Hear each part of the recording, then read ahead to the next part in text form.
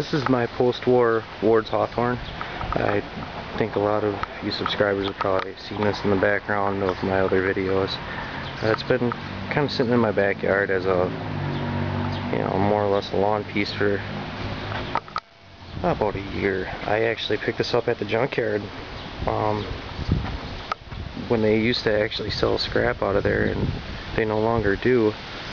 But this is a lucky score one day that they had sold back to me, that I pulled off the scrap heap, and I've been wanting to do something with it here, and I wanted to do a video so that way we can look back and reflect upon what's been done. I am still going to keep it kind of rough though. The Simcoe Car Show is coming up in about 3 weeks, and so I wanted to take this with me to the Simcoe Car Show. I plan on,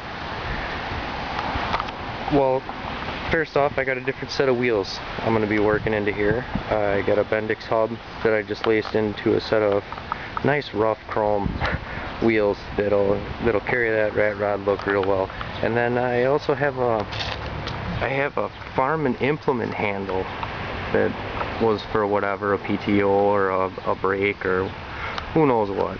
But a nice cast iron handle that I'm going to be mounting from here to here as a emergency brake pull that'll have a rod that will go back to a buck flap or duck flap or whatever you want to call it.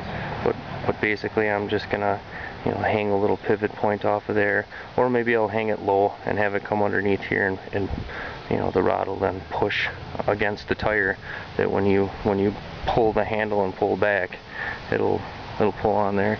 And maybe I'll even get elaborate with it and put a little sprocket on there so it's got little teeth, and it'll have a little catch stop that'll click back like an emergency brake does.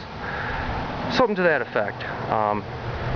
Whether or not it'll actually have clicks and stops, that's yet to be determined, but there's definitely going to be an emergency brake handle on there.